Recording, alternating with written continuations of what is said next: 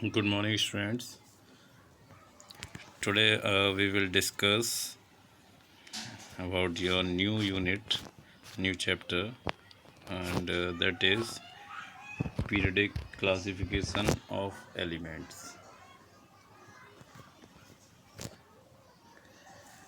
If we talk about the heading of the lesson, that is periodic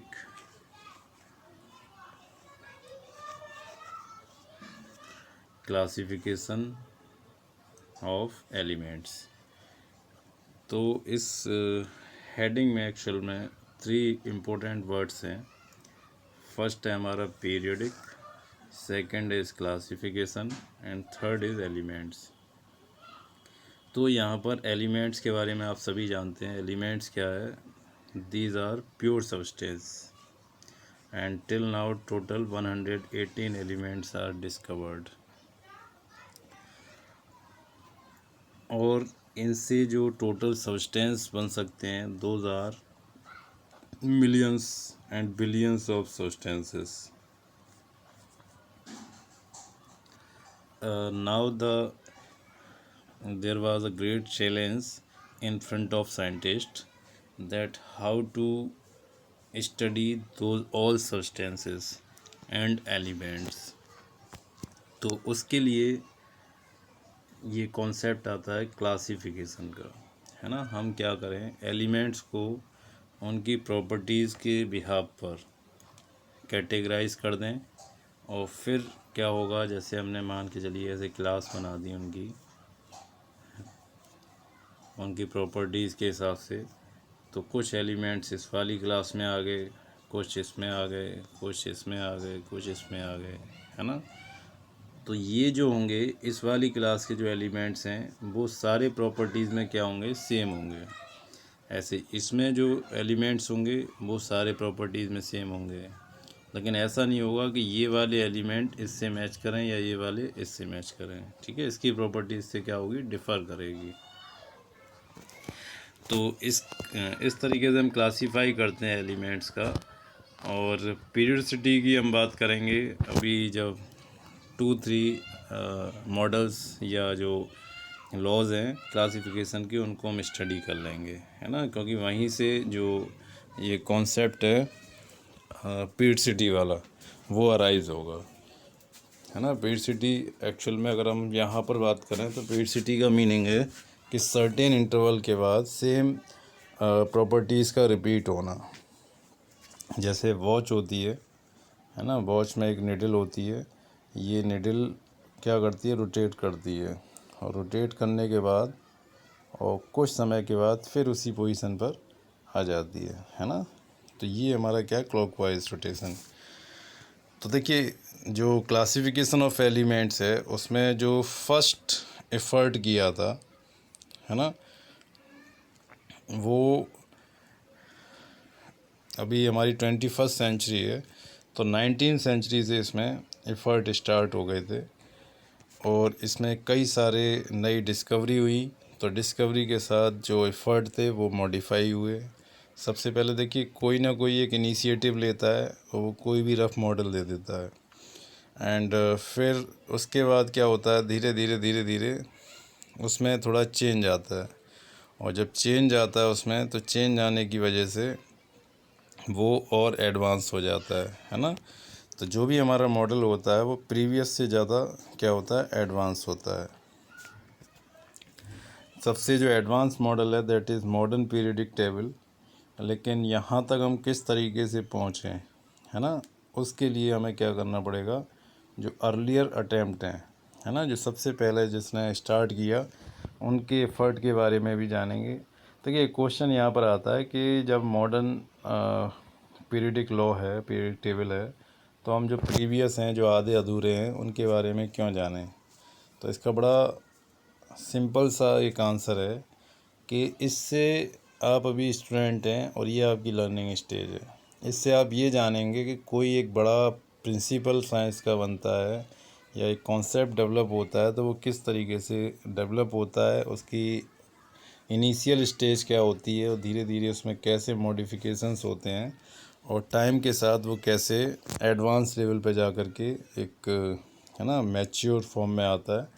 तो वो चीज़ें आपको जानने के लिए हमें क्या हिस्ट्री को जानना होता है ना। तो ये एक बहुत अच्छा एक टॉपिक है आपके पास, जिसके थ्रू आप जान सकते हैं कि एक कॉन्सेप्ट कैसे डेवलप होता है।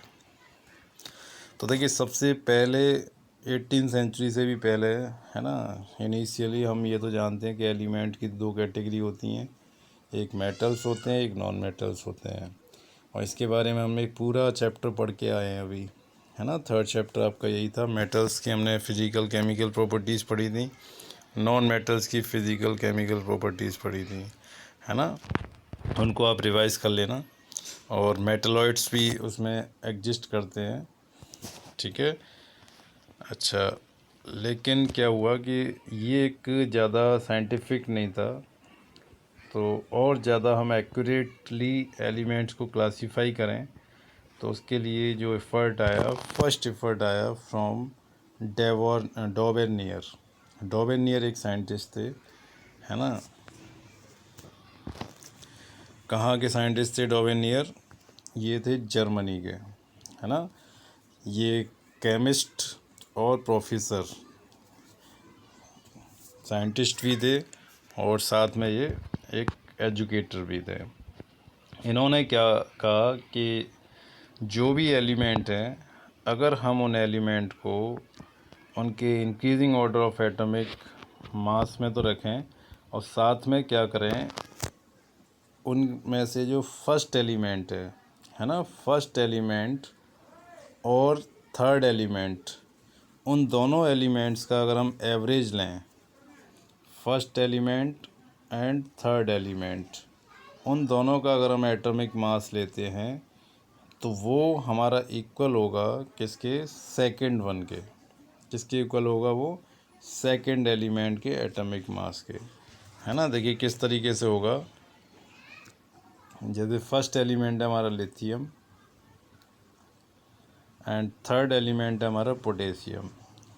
फर्स्ट का एटॉमिक मास जो है दैट इज़ 7 और थर्ड का एटॉमिक मास है दैट इज़ 39। दोनों को हम ऐड करेंगे तो कितना हो जाएगा? 46। और इसका अगर हम एवरेज ले लें, क्योंकि 2 एलिमेंट्स हैं, 2 से डिवाइड करेंगे तो कितना आता है? 23। तो ये जो मास होगा वो किसके इक्वल होगा? इनके जो सेकंड एलिमेंट होगा, इनके बीच में सेकंड एलिमेंट कौन है? सोडियम। और ये हमें पता है कि सोडियम का एटॉमिक मास कितना होता है? 23 होता है। तो इस तरीके से उन्होंने कई कुछ एलिमेंट्स के, है ना, ट्राइड बनाए। ट्राइड माने कॉम्बिनेशन ऑफ 3 एलिमेंट्स या पेयर्ड ऑफ 3 एलिमेंट्स।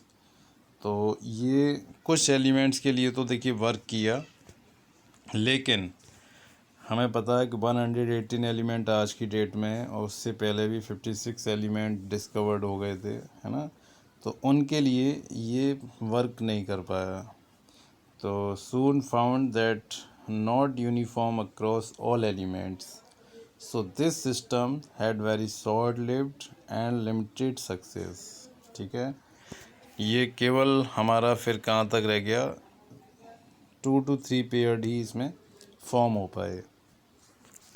तो ये वाला सिस्टम हमारा वर्कआउट नहीं कर पाया क्योंकि एलिमेंट्स बहुत ज़्यादा थे और इनका जो ये कॉन्सेप्ट वर्कआउट कर पाया बहुत कम एलिमेंट्स में। तो सेकंड फिर कॉन्सेप्ट आया, that is Newlands law of Octave.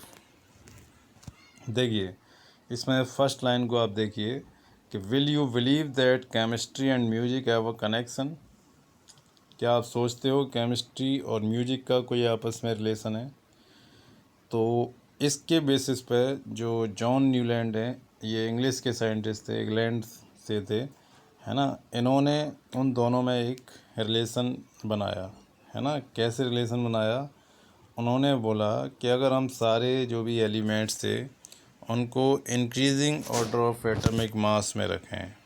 इनके टाइम तो 56 एलिमेंट्स थे और लास्ट थोरियम था, है ना। तो इन्होंने कहा कि अगर हम सारे एलिमेंट्स को इंक्रीजिंग एटॉमिक मास के अकॉर्डिंग रखें तो उसमें क्या होगा? जो फर्स्ट एलिमेंट होगा, है ना, 1 2 3 4 5 6 7, उसमें फर्स्ट एलिमेंट एट्थ एलिमेंट से प्रॉपर्टीज़ में सिमिलरिटी शो करेगा।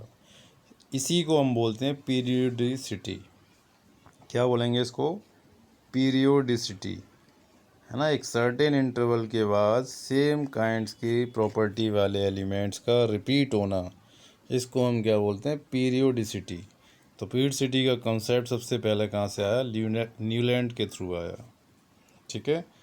तो फर्स्ट एलिमेंट 8 एलिमेंट से प्रॉपर्टीज़ में सिमिलरिटी शो करेगा, यानी जो प्रॉपर्टी फर्स्ट एलिमेंट की होगी वही एट्थ की होगी, जो सेकंड की होगी वही नाइन्थ की होगी, जो थर्ड की होगी वही टेंथ की होगी, जो फोर्थ की होगी वो 11th की होगी, फिफ्थ की 12th, सिक्स की 13 एंड सेवन्थ की 14। इस तरीके से उन्होंने एक कॉन्सेप्ट बनाया।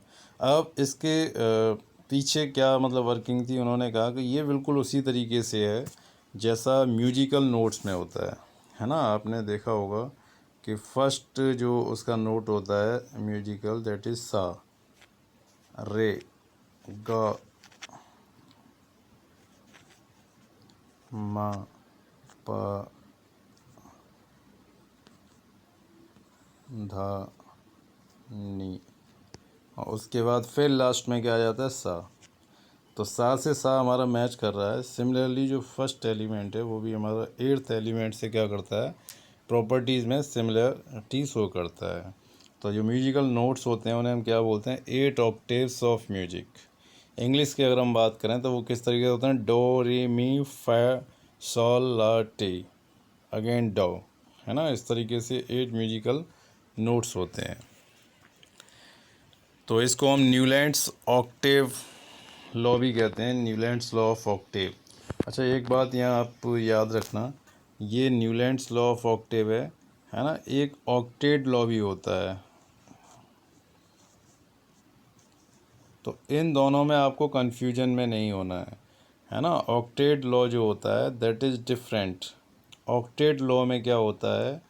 ऑक्टेट लॉ में क्या है कि हर एलिमेंट की टेंडेंसी होती है कि वो आउटर मोस्ट जो वैलेंस इलेक्ट्रॉन है उसको कितना करे? 8 इलेक्ट्रॉन में कन्वर्ट करे, है ना। वो टेंडेंसी उसकी क्या कहलाती है? Octet law.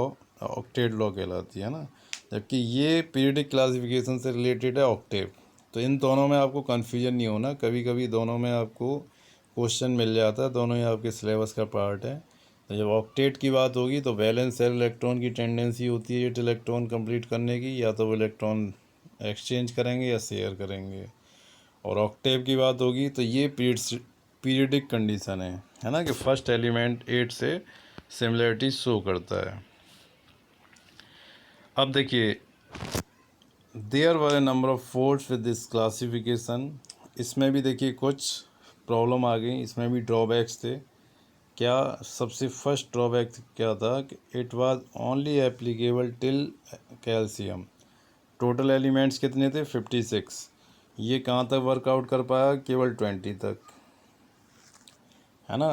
तो अब देखिए, इसको हम एक्सेप्ट तो नहीं कर पाएंगे, लेकिन इसका जो एफर्ट है वो बहुत इम्पोर्टेंट है, क्योंकि इन्होंने एक टर्म दे दिया पीरियडिसिटी वाला, है ना। तो पीरियडिसिटी जो टर्म आ गया, वहीं से आगे चल कर के मॉडर्न पीरियडिक टेबल की फाउंडेशन बन गई, है ना। अब लोग ये देखने लग गए, एलिमेंट्स को इस तरीके से देखने लग गए कि भाई उनमें आपस में कुछ ना कुछ रिलेशन ज़रूर है ना। तो अब एक चैलेंज ये था कि एक्चुअल में उनके बीच में क्या रिलेशन है, क्या उनकी ऐसी करेक्टरिस्टिक फीचर है या प्रॉपर्टी है जिससे हम उनको ऐड अप कर दें, है ना, उनको कोरिलेट कर दें। तो जैसे जैसे वो आगे उसको बताएंगे उस तरीके से हम नेक्स्ट लेवल पर जाएंगे। तो Newland had also adjusted 2 elements and अब उन्होंने क्या किया कि जैसे सारे गामा जो 7 प्लेस थे, तो 7 प्लेस में अगर कोई एडजस्ट नहीं हो रहा तो उन्होंने क्या किया? 2 एलिमेंट को एक ही पोजीशन में फिट कर दिया।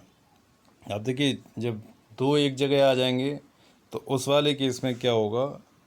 अनलाइक एलिमेंट्स एक जगह पर अक्यूमुलेट हो जाएंगे, ठीक है। तो उससे थोड़ा सा और प्रॉब्लम क्रिएट हो गई। तो इस वजह से ये जो क्लासिफिकेशन का मोड था वो हमारा फेल हो गया, ठीक है।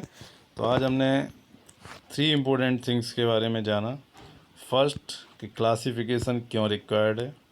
क्लासिफिकेशन हमें इस वजह से रिक्वायर्ड है कि टोटल एलिमेंट 118 है और उनके कंपाउंड्स मिलियंस हैं, तो उनको हम प्रॉपर वे में स्टडी कर सकें, है ना, और उनके बीच में कोई रिलेशन एस्टेब्लिश कर सकें, सेम काइंड के एलिमेंट एक जगह रख जाएं, तो उससे हमारी स्टडी क्या हो जाएगी, इजी हो जाएगी। हमें टोटल इतने एलिमेंट की स्टडी नहीं करनी होगी, बल्कि कुछ करेक्टरिस्टिक एलिमेंट्स हम स्टडी करेंगे, उसके बेसिस पे अदर एलिमेंट्स की प्रॉपर्टीज़ को जान लेंगे।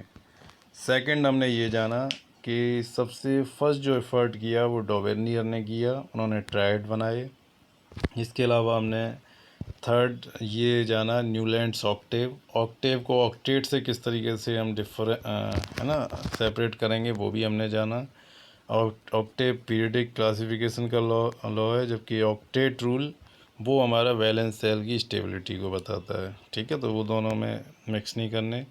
और लास्ट में हमने ये जाना कि डॉवेनियर्स के क्या ड्रॉबैक्स थे, क्या लिमिटेशंस थी, और न्यूलैंड्स के क्या ड्रॉबैक्स और लिमिटेशंस हैं। ठीक है, इसको आप स्टडी करिए, नोट्स बनाइए, आगे हम डिस्कस करेंगे।